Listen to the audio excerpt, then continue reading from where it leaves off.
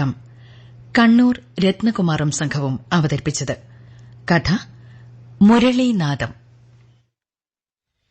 മഞ്ഞിലെ വൈകുണ്ഠമായ ശ്രീ ഗുരുവായൂർ. ആലക്തിക ദീപങ്ങൾ പ്രഭചൊരിയുന്നു. 1000 ഖണ്ഡങ്ങൾ നുയരുന്ന കൃഷ്ണ ഗുരുവായൂരപ്പ. ഓം നമോ ഭഗവതേ വാസുദേവായ. ഓം നാരായണായ നമ. മന്ത്രങ്ങൾ.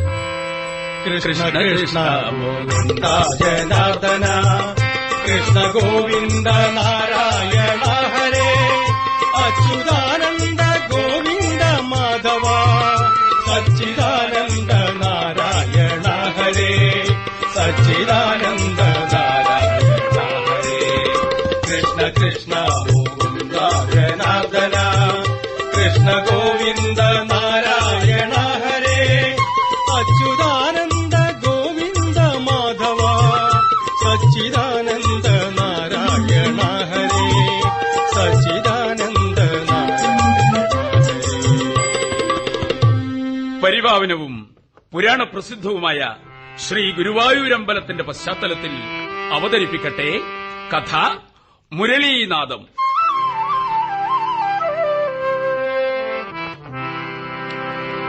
ദീപാരാധന നേരമായിരിക്കുന്നു. സന്ധ്യക്ക് ദീപാരാധന തൊഴാനെത്തിയവരിൽ എല്ലാവരാലും ശ്രദ്ധേയനായ ഒരു ബ്രാഹ്മണ ശ്രേഷ്ഠൻ, ആജാനുബാഹുവായിരിക്കുന്ന ഒരു ബ്രാഹ്മണൻ. അദ്ദേഹം വളരെ ശ്രദ്ധയോടെ ഭക്തിപാരവശ്യത്തോടെ ക്ഷേത്ര പ്രദക്ഷിണം വയ്ക്കുന്നു, നാമസങ്കീർത്തനങ്ങളോടെ. അതാ അദ്ദേഹത്തിന്റെ പിറകൂടിയിരിക്കുകയാണ് മറ്റൊരു സാധു ബ്രാഹ്മണൻ. ഇടക്കും തിരിഞ്ഞു നോക്കിയ ബ്രാഹ്മണ ശ്രേഷ്ഠൻ തന്റെ പിറകെ തന്നെ തന്നെ പിന്തുടരുന്ന സാധു ബ്രാഹ്മണനെ കണ്ടു. അത് മറ്റാരുമായിരുന്നില്ല, പൂന്താനം നമ്പൂതിരി. പൂന്താനം വിനയത്തോടെ ബ്രാഹ്മണ ശ്രേഷ്ഠന് നേരെ കൈകൾ കൂപ്പി. ആദിരശാന്താത്മാവിൻ പിന്നാലെ കൂടിയൊരു ശുദ്ധനാം നമ്പൂതിരി, മന്ദമൊന്നുര ചെയ്താൻ ഉണ്ടൊരു കൃതി അല്ല വികൃതി എന്റെയായി ചൊൽക്കൊണ്ടെഴുമങ്ങ് പിഴകൾ തീർത്താൽ കൊള്ളാം.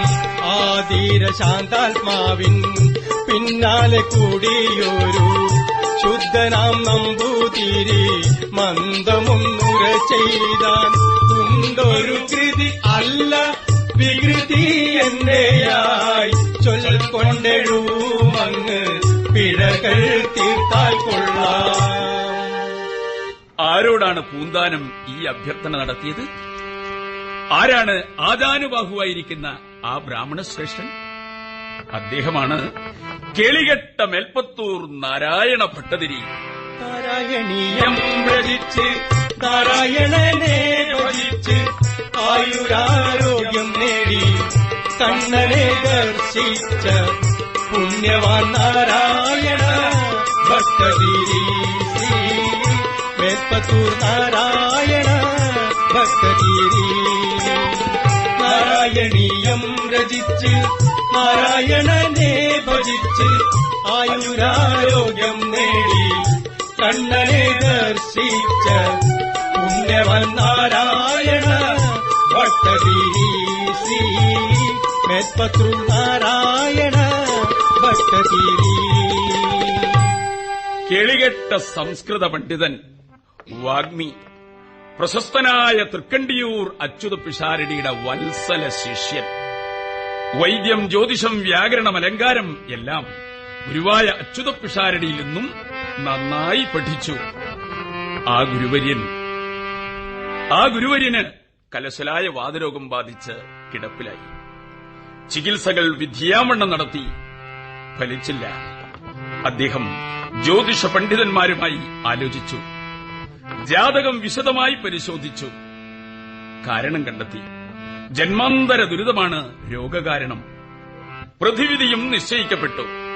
തിലഹോമം, വേർപാട്, കർമ്മവിവാഹ ദാനം എന്നീ പ്രായശ്ചിത്തങ്ങൾ ചെയ്ത് രോഗവിമുക്തി തേടാം. പരിഹാര കർമ്മങ്ങൾ തുടങ്ങി. അങ്ങനെ കർമ്മവിവാഹ ദാനത്തിന്റെ സമയമായി. അതാർക്കാണ് ചെയ്യേണ്ടത്? ആലോചനകളായി. നല്ല ബ്രഹ്മ തേജസ്സുള്ള ആൾക്കേ ആ ദാനം വാങ്ങാൻ അർഹതയുള്ളൂ. പിഷാരടിയുടെ വത്സല ശിഷ്യന്മാർ പലരുമുണ്ട്. അവരിൽ പലരും മാറി നിന്നു. പക്ഷേ മേൽപ്പത്തൂർ മുന്നോട്ട് വന്നു, കർമ്മവിഭാഗദാനം സ്വീകരിച്ചു. അതായത് ഗുരുവിന്റെ സകലഭാവങ്ങളും ശിഷ്യൻ മന്ത്രപൂർവം പരിഗ്രഹിച്ചു. ഗുരു സന്തുഷ്ടനായി. അതെ, ഉത്തമ ശിഷ്യൻ ഗുരുവിനെ ദൈവമായി കാണുന്നു. ഗുരുവാണ് കാണപ്പെട്ട ദൈവം. ഗുരുവാണ് കണ്ട ദൈവം, ഗുരുവാണ് കണ്ട ദൈവം, കാഴ്ചകൾ കാണിക്കും ദൈവം, ഗുരുവാണ് കണ്ട ദൈവം. ഇടറുന്ന മർത്യനെ നേർവഴി കാണിക്കും ഗുരുവിനെ പൂജിക്ക വേണം. ഗുരു ശുശ്രൂഷ തന്നെ സുകൃതം. ഗുരുവാണ് കണ്ട ദൈവം, ഗുരുവാണ് കണ്ട ദൈവം. അതെ, ഗുരുവാണ് കാണപ്പെട്ട ദൈവം എന്ന ആപ്തവാക്യം ജീവിതത്തിൽ പകർത്തിയ ശിഷ്യോത്തമൻ. അങ്ങനെ പിഷാരടിയുടെ വാതരോഗം മാറി. എന്നാൽ മേൽപ്പത്തൂർ ഭട്ടതിരിയിൽ രോഗലക്ഷണങ്ങൾ കണ്ടു തുടങ്ങി. എന്നാലും ആ ഉത്തമ ശിഷ്യനെ അതിൽ തെല്ലും പരിഭ്രമുണ്ടായില്ല. നേരത്തെ പറഞ്ഞല്ലോ, ഉത്തമ ശിഷ്യൻ ഗുരുവിനെ ദൈവമായി കാണുന്നു. ദിവസങ്ങൾ കഴിയുന്തോറും രോഗം മൂർച്ഛിച്ചു. ചികിത്സകൾ പലതും ചെയ്തു, ഫലിച്ചില്ല. എന്താണ് പോംവഴി? ഗുരുവായൂർ പോയി ഭജനമിരിക്കുക. ഗുരു അച്യുത പിഷാരടി നിർദ്ദേശിച്ചു. ഗുരുവായൂരപ്പനെ ഭജിച്ചാൽ വാതരോഗം മാറുമെന്നാണ് വിശ്വാസവും അനുഭവവും. ഗുരുവായൂരിലേക്ക് പുറപ്പെടുന്നതിനു മുമ്പായി ആചാര്യവര്യനായ എഴുത്തച്ഛന്റെ ഉപദേശം കേട്ടുനോക്കാം എന്ന ആലോചനയിൽ ഒരു സേവകനെ സാക്ഷാൽ തുഞ്ചത്ത് രാമാനുജന്റെ അടുത്തേക്ക് പറഞ്ഞയച്ചു. ദൂതൻ തൃക്കണ്ടിയൂർ ശിവക്ഷേത്രത്തിനടുത്തുള്ള തുഞ്ചൻ പറമ്പിലെത്തി. എഴുത്തച്ഛനെ കാര്യങ്ങൾ അറിയിച്ചു. എഴുത്തച്ഛൻ നിർദ്ദേശിക്കുന്നു, വാതരോഗം മാറാൻ പ്രതിവിധി ഒന്നേയുള്ളൂ. എന്താ അത്? ആഗതൻ തിരക്കി. മീൻ തൊട്ട് കൂട്ടാൻ ഭട്ടതിരിപ്പാടിനോട് പറയാ. ആഗതൻ ഞെട്ടിപ്പോയി. എന്തായി പറയുന്നത്? മീൻ തൊട്ട് കൂട്ടാനോ? അഹങ്കാരി, ഷേതി ഒക്കെ മനസ്സിൽ പറഞ്ഞതാ. ദൂതൻ മേൽപ്പത്തൂരിനടുത്തെത്തി. എന്താ ആചാര്യൻ കൽപ്പിച്ചത്? അത് തിരുമേനി ഒന്നും പറഞ്ഞില്ലേ? അത് പറയാൻ കൊള്ളില്ല. മര്യാദയുള്ള മറുപടിയല്ല. അതുകൊണ്ട് എന്തായാലും പറഞ്ഞോളൂ. അദ്ദേഹം എന്താണ് പറഞ്ഞു വെച്ചാൽ അങ്ങ് പറഞ്ഞോളൂ. തിരുമേനി കവിയാന്ന് പറഞ്ഞിട്ടെന്താ? അയാൾ തെങ്ങിൻ കള്ള് മോന്തുന്നവനല്ലേ? ആ വിഡ്ഢി പറഞ്ഞത് തിരുമേനി കാര്യാക്കണ്ട. എന്താ പറഞ്ഞത് അങ്ങ് തെളിച്ചു പറയൂ. മീൻ തൊട്ട് കൂട്ടാൻ. അതാണ് ആ കവിയുടെ നിർദ്ദേശം.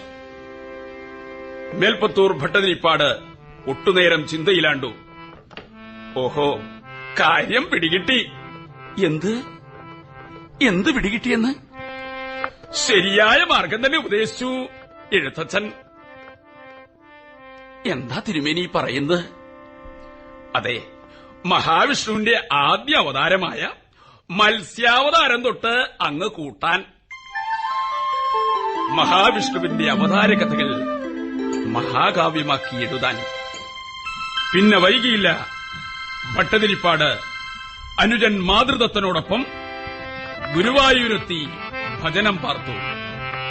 നിത്യവും 10 ശ്ലോകങ്ങൾ എഴുതി ഭഗവാന് സമർപ്പിക്കും. അല്ല, പാടിക്കേൾപ്പിക്കും. മാതൃദത്തൻ എഴുതിയെടുക്കും. അങ്ങനെ നാരായണീയമെന്ന കാവ്യാമൃതം തെളിനീരായൊഴുകി ഭക്തിസാന്ദ്രമായി ഭാവമാധുരിയോടെ സാന്ദ്രാനന്ദാവബോധാത്മകമനുപമിതം കാലദേശാവദിഭ്യാം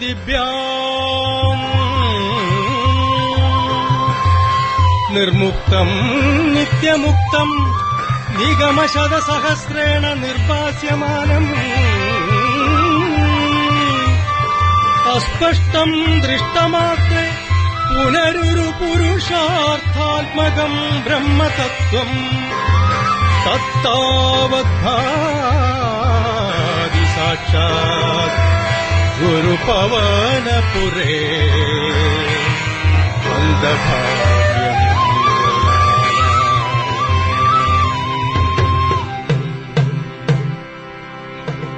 ആ കാവ്യരചന അഭംഗുരം തുടർന്നു. 10 ശ്ലോകം വീതം രചിക്കുക, മാതൃദത്തൻ എഴുതിയെടുക്കുക, ഭഗവാനെ ചൊല്ലിക്കേൾപ്പിക്കുക.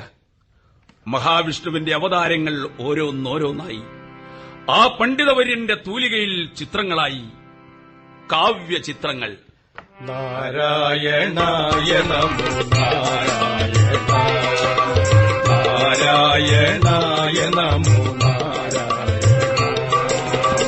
സ്തുതിച്ചിടുന്നേ നിൻ അവതാരങ്ങൾ ദേവ. നാരായണായ നമോ സ്തുതിച്ചിടുന്നേ നിൻ അവതാരങ്ങൾ ദേവ. നാരായണായ നമോ ആ കാവ്യരചനയ്ക്കിടെ പല അത്ഭുതങ്ങളുമുണ്ടായി, ദിവ്യദർശനങ്ങളുണ്ടായി. മത്സ്യക്കുർമ്മ വരാഹാവതാരം കഴിഞ്ഞ് നരസിംഹാവതാര വർണ്ണനയുടെ ഘട്ടമായി. വളരെ ശ്രമിച്ചിട്ടും നരസിംഹത്തിന്റെ രൂപം വർണ്ണിക്കാൻ കഴിയുന്നില്ല, ഭാവനയിൽ ദർശിക്കാൻ പറ്റുന്നില്ല. എന്താണിത്? ഭട്ടതിരിയാകെ ധർമ്മസങ്കടത്തിലായി. അതെ, ആ രൂപം മാത്രം ദർശിക്കാൻ സാധിക്കുന്നില്ല. ഭാവനയിൽ തെളിയുന്നത് ഒരേയൊരു രൂപം മാത്രം. കോലക്കുഴലേന്തുന്ന ഗോകുലബാലന്റെ രൂപം. കോലക്കുഴലേന്തുന്ന ഗോകുലബാലന്റെ രൂപം. മഞ്ഞപ്പട്ടുടയാട ചാത്തിയ രൂപം. മഞ്ഞപ്പട്ടുടയാട ചാത്തിയ രൂപം. പീലിത്തിരൂടി ചൂടിയ രൂപം. അമ്പാടി പൈതലിൻ കോമള രൂപം. കോലക്കുഴലേന്തുന്ന ഗോകുലബാലന്റെ രൂപം. ധ്യാനത്തിൽ തെളിയുന്നത് ഈ ഓമൽക്കിടാവിന്റെ രൂപം മാത്രം, ആ ഗോകുലബാലന്റെ രൂപം മാത്രം, ആ ഉണ്ണിക്കണ്ണന്റെ, ആ അരുമക്കിടാവിന്റെ കോമള രൂപം മാത്രം. അമ്മയുടെ മുമ്പിൽ വെണ്ണയ്ക്ക് കൈനീട്ടുന്ന ഓമന മകൻ, ബാലന്മാരോടൊത്ത് ഉറിയിൽ നിന്നും വെണ്ണ മോഷ്ടിക്കുന്ന ഗോപബാലൻ, വയറ്റിൽ കെട്ടിയ കയർ വലിച്ച് വിരലുമായി മരങ്ങൾക്കിടയിലൂടെ കടന്നുപോകുന്ന ഉണ്ണികൃഷ്ണൻ, ഭൂതന എന്ന രാക്ഷസിയുടെ ജീവൻ ഊറ്റിക്കുടിക്കുന്ന കോമള ബാലൻ, പശുവിനെ കറക്കുന്ന യശോദയുടെ മുതുകിൽ കൊതിയൂറുന്ന കണ്ണുകളോടെ ചാഞ്ഞു നിൽക്കുന്ന അമ്പാടി പൈതൽ, പ്രളയകാലത്ത് അരയാലിലയിൽ ഒതുങ്ങുന്ന താരുടലുമായി കാലിന്റെ പെരുവിരൽ വായോടടുപ്പിക്കുന്ന പൂമ്പൈതൽ. ഇങ്ങനെ എത്രയെത്ര രൂപങ്ങൾ. പക്ഷേ സിംഹത്തിന്റെ ഉടലും 4 തൃക്കൈകളും ചേർന്ന ഭീകരമായ നരസിംഹത്തിന്റെ രൂപം ഭാവനയിൽ തെളിഞ്ഞില്ല. കവി വളരെ നേരം ചിന്തയിലാണ്ടു. ആ രൂപം മാത്രം തെളിയുന്നില്ലല്ലോ. ഭഗവാനെ, എന്താ എന്താ എനിക്കിങ്ങനെ ഒരു മൗഢ്യം? ഭഗവാനെ, എന്താണിത്? പെട്ടെന്നൊരു ശബ്ദം കേട്ടോ. കവിയൊന്നു നടുങ്ങി. ഭൂമണ്ഡലമാകെ പൊട്ടിപ്പിളരുന്നതുപോലെ എനിക്ക് തോന്നിയതാവും. അല്ല, ഭീകര ശബ്ദത്തോടൊപ്പം മുൻവശത്തുള്ള കൽത്തൂണ് രണ്ടായി പിളരുന്നു. അതിനുള്ളിൽ നിന്നും നരസിംഹം തന്റെ നേർക്ക് ചാടി വരുന്നു. ഗുരുവായൂരപ്പ! മേൽപ്പത്തൂർ ഉള്ളാലെ വിളിച്ചുപോയി. തന്റെ മുമ്പിൽ കണ്ട ആ രൂപം, ആ ഉഗ്രഭാവം, ചെമ്പിച്ച ജടകൾ, രത്നകിരീടം, പൊങ്ങി നിന്നിളകുന്ന ചെവികൾ, ചുട്ടുപഴുത്ത സ്വർണ്ണക്കെട്ടികൾ പോലെ ചുവന്നു തിളങ്ങുന്ന തുറിച്ച കണ്ണുകൾ, പോലുള്ള വായി, നീണ്ട് രക്തമണിഞ്ഞ് നീളമേറിയ നാക്ക്, പുറത്തേക്ക് തള്ളി നിൽക്കുന്ന തിളക്കമുള്ള തേറ്റപ്പല്ലുകൾ, അടിച്ച കഴുത്ത്, ആഭരണങ്ങൾ നിഞ്ഞ 4 തൃക്കൈകൾ, തൃക്കൈകളിൽ ശംഖചക്ര ഗദാദികൾ, അമ്പരപ്പ്, ഭയം, സംഭ്രമം, ഭക്തിപാരവശ്യം എല്ലാം കലർന്ന ഭാവത്തോടെ ഭട്ടതിരി ആ നരസിംഹത്തിനു മുമ്പിൽ സാഷ്ടാംഗം നമസ്കരിച്ച് എണീറ്റ് നോക്കുമ്പോൾ എന്ത് നരസിംഹം, ഏത് നരസിംഹം! അതാ ക്ഷേത്രത്തിനു മുന്നിലുള്ള ആ കൽത്തൂണ് അതേപടിയുണ്ട്. എല്ലാം ഭഗവാന്റെ മായാവിലാസങ്ങൾ. ഭട്ടതിരി നരസിംഹാവതാരങ്ങൾ വർണ്ണിച്ചുകൊണ്ടുള്ള ശ്ലോകങ്ങൾ ചൊല്ലാൻ തുടങ്ങി. മാതൃദത്തൻ ഉറക്കത്തിൽ ഞെട്ടിയുണർന്ന ശ്ലോകങ്ങൾ എഴുതി തുടങ്ങി. ഇങ്ങനെ എന്തെല്ലാം അതിശയങ്ങൾ, എന്തെല്ലാം അനുഭവങ്ങൾ. അങ്ങനെ നാരായണീയം രചന പൂർത്തിയായി. മത്സ്യമായി വന്നു ഹയഗ്രീവനെ കൊല്ലാൻ കൂർമ്മമായി വന്നു, മന്ദരമുയർത്താൻ വരാഹമായി, പിന്നെ നരസിംഹമായി, ശ്രീരാമനായി, വാമനനായി. മത്സ്യമായി വന്നു ഹയഗ്രീവനെ കൊല്ലാൻ കൂർമ്മമായി വന്നു, മന്ദരമുയർത്താൻ വരാഹമായി, പിന്നെ നരസിംഹമായി, ശ്രീരാമനായി, വാമനനായി.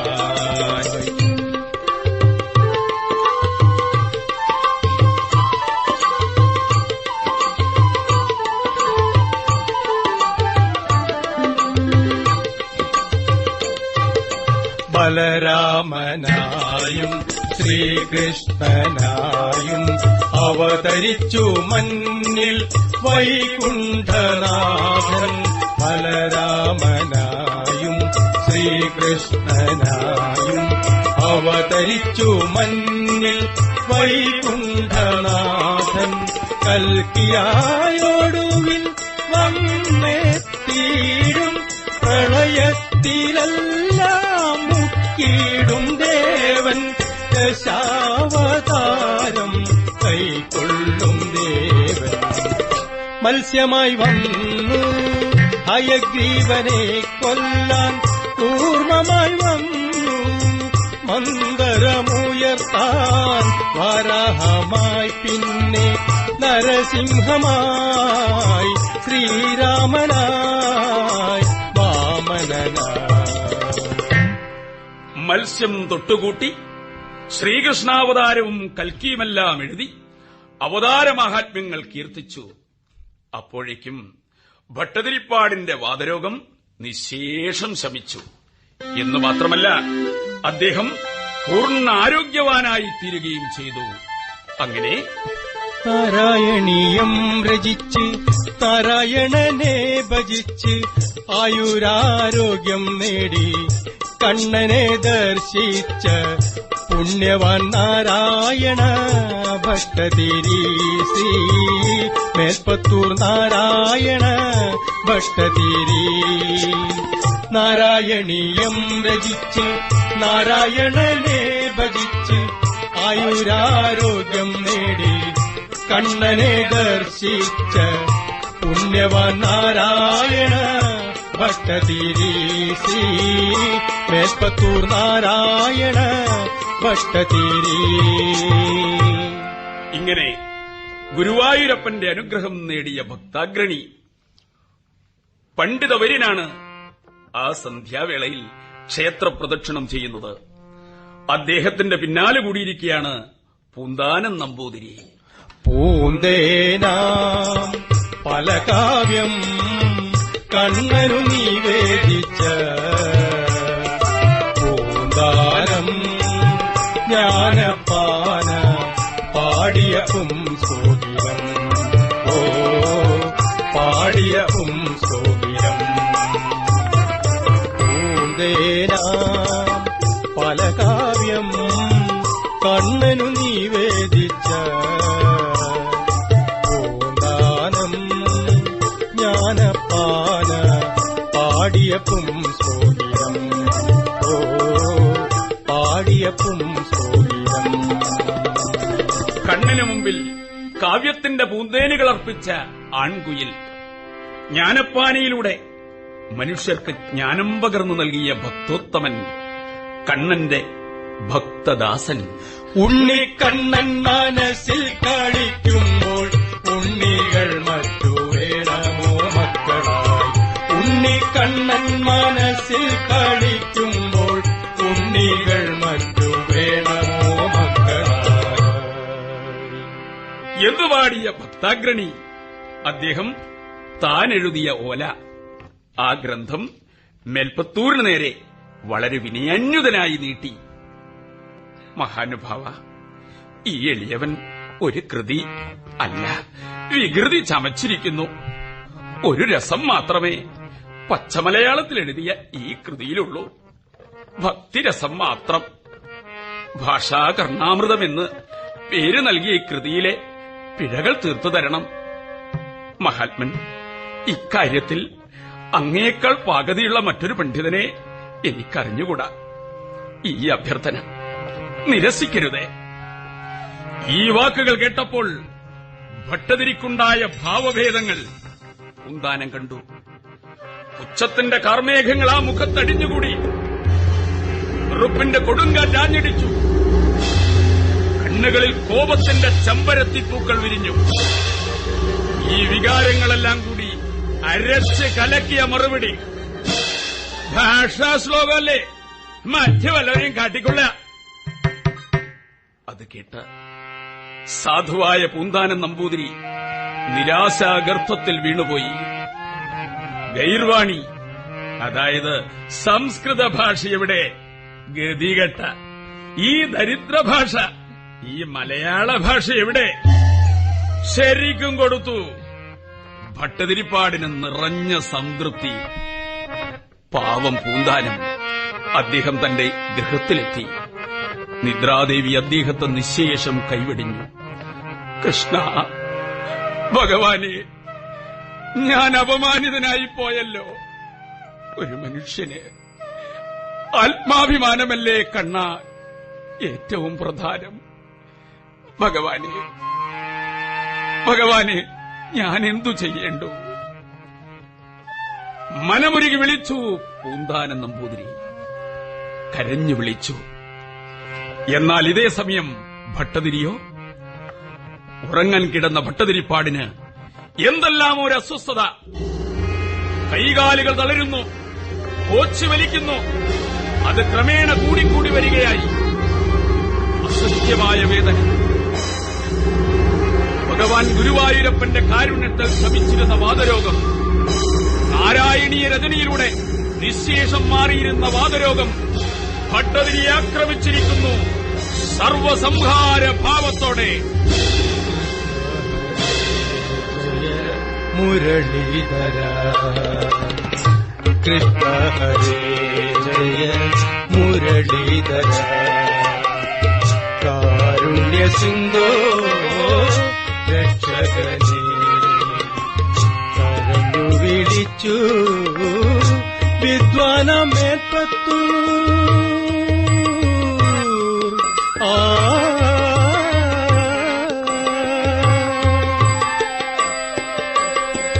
കരഞ്ഞു വിളിച്ചു വിദ്വാനമേൽപ്പത്തൂർ. വേദന കൊണ്ടു പുളഞ്ഞു മേൽപ്പത്തൂർ വേദന കൊണ്ടു തുളുന്നു. സഹിക്കാനാവുന്നില്ല കൃഷ്ണ, മുരളീധര, കാരുണ്യ സിന്ധോ. മേൽപ്പത്തൂർ കരഞ്ഞു വിളിച്ചു. കലശലായ വേദന സമയമിഴഞ്ഞിഴഞ്ഞു നീങ്ങി. അർദ്ധരാത്രി കഴിഞ്ഞപ്പോൾ എങ്ങനെയോ കണ്ണുകൾ അടഞ്ഞു. അപ്പോഴതാ ഒരു മുരളീനാദം, ആ ഓടക്കുഴൽ നാദം മേൽപ്പത്തൂരിനെ ഉണർത്തി. ഭക്തരക്ഷകനായ അഹങ്കാരികളെ അമർത്തുന്ന ഭഗവാൻ ശ്രീകൃഷ്ണൻ മുന്നിൽ. അതാ മയിൽപീലി കൊണ്ട് അലങ്കരിക്കപ്പെട്ട കിരീടം, മൃദുവായ പുഞ്ചിരി, കാരുണ്യം വർഷിക്കുന്ന കണ്ണുകൾ, കവിളിൽ പ്രതിബിംബിച്ചു തിളങ്ങുന്ന കർണഭൂഷണങ്ങൾ, കഴുത്തിൽ വനമാല, മാറിടത്തിൽ ശോഭിക്കുന്ന കൌസ്തുഭരത്നം, മഞ്ഞ പട്ടാമ്പരം, സർവാഭരണ വിഭൂഷിതനായ കോമളബാലൻ. ഭട്ടതിരി അറിയാതെ കൈകുപ്പിപ്പോയി. പക്ഷേ വേദന കാരണം അതിനും പറ്റിയില്ല. അപ്പോൾ വേണുനാദത്തിൻ മധുരസ്വരത്തിൽ വേണുഗോപാലനരുളി. വേണുനാദത്തിൻ മധുരസ്വരത്തിൽ വേണുഗോപാലനരുളി. സാന്ത്വനം വേണോ ഭക്ത, സാന്ത്വനം വേണോ ഭക്ത, സാന്ത്വനം വേണോ ഭക്ത. എങ്കിലൻ ഭക്തനെ സാന്ത്വനിപ്പിക്കൂ, എങ്കിലൻ ഭക്തനെ സാന്ത്വനിപ്പിക്കൂ, ആശ്വസിപ്പിക്കൂ പൂന്താനത്തെ. ഭക്ത, ഭാഷയ്ക്കുമുണ്ടോ ഉച്ചനീചത്വം? പൂന്താനത്തിന്റെ സന്തോഷമാണ് ഈ രോഗം മാറാനുള്ള സിദ്ധൌഷധം. കേളിയേറിന മേൽപ്പത്തൂരിൻ വിഭക്തിയെ കാളിഹ, പൂന്താനത്തിൻ ഭക്തിയാണിഷ്ടം.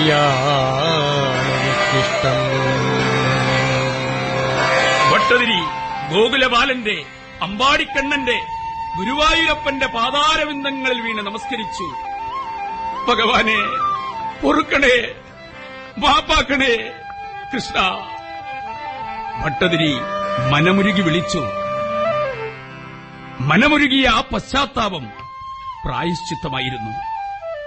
പൂന്താനത്തോട് മാപ്പിരക്കാൻ തന്നെ ഉറച്ചു. ആ പശ്ചാത്താപം കൊണ്ടുതന്നെ മേൽപ്പത്തൂരിന് അല്പം ആശ്വാസം അനുഭവപ്പെട്ടു. നേരം പുലരാൻ ഭട്ടതിരിപ്പാട് കാത്തുകാത്തു നിന്നു. പുലർകാലവേളയിൽ തന്നെ ഗുരുഭവനേശ്വരന്റെ ആലയത്തിലെത്തി. അതാ തൊഴാനെത്തിയവരുടെ നീണ്ട നിരയിൽ പൂന്താനം നമ്പൂതിരി. ഓടിച്ചെന്ന് പൂന്താനത്തിന്റെ കരം ഗ്രഹിച്ചു. പൊറുക്കണം, അങ്ങ് ക്ഷമിക്കണം, മാപ്പാക്കണം. ആ കൃതി ഇങ്ങോട്ട് തരൂ, പിഴകൾ തീർത്തു തരാം. ഭഗവാന് പ്രിയപ്പെട്ട ഭക്തൻ അവിടുന്നാണ്, നോമറിഞ്ഞില്ല. നിർമ്മല ഭക്തിയുടെ പ്രതീകമായ പൂന്താനത്തെ അദ്ദേഹം വീണ്ടും വീണ്ടും പുണർന്നു. അതോടെ ഭട്ടതിരിയുടെ രോഗം പൂർണ്ണമായും മാറി. ഒപ്പം ഹൃദയത്തിലെ മാറാരോഗവും ശമിച്ചു. അതെ, അഹങ്കാരമെന്ന മാരക രോഗം. നിർമ്മലമായ മനസ്സോടെ കാവ്യരചനകൾ നടത്തി ഭഗവാന് പ്രിയപ്പെട്ടവനായി. ഭാഷയുടെ പേരിലുള്ള വിവേചനവും ഭാഷാപരമായ മേൽക്കൊയ്മയും ഇന്നും നിലനിൽക്കുമ്പോൾ ഈ കഥയ്ക്ക് പ്രസക്തിയേറുകയാണ്. പെറ്റമ്മയും പിറന്ന നാടുമെന്നതുപോലെ മാതൃഭാഷയും നമ്മിൽ നിന്നും വേർതിരിക്കാനാവാത്തത് തന്നെ. അതുപോലെ ഏതുപേരുള്ള ഗർവും മനുഷ്യനിലെ മനുഷ്യത്വത്തെ ഹനിക്കുന്നു. അഹങ്കാരം നീങ്ങി മനുഷ്യൻ മനുഷ്യനാകുമ്പോഴേ ഈശ്വരൻ പോലും നമ്മോട് പ്രസാദിക്കുന്നുള്ളൂ. ഭഗവാനോടടുക്കാനുള്ള വഴി ഒന്നു മാത്രം: നിഷ്കളങ്കമായ ഭക്തി, നിഷ്കാമകർമ്മം. മുരളീനാഥം എന്ന ഈ കഥയ്ക്കിവിടെ വിരാമമിടുന്നു. കൃഷ്ണ ഹരേ ജയ, കൃഷ്ണ ഹരേ ജയ, കൃഷ്ണ ഹരേ ജയ, കൃഷ്ണ ഹരേ. അഞ്ജന ശ്രീധര ചാരുമൂർത്തി കൃഷ്ണ, അഞ്ജലി കൂപ്പി വണങ്ങിടുന്നേ. കൃഷ്ണ ഹരേ ജയ കൃഷ്ണ ഹരേ ജയ കൃഷ്ണ ഹരേ ജയ കൃഷ്ണ ഹരേ അഞ്ജന ശ്രീധര ചാരുമൂർത്തേ കൃഷ്ണ അഞ്ജലി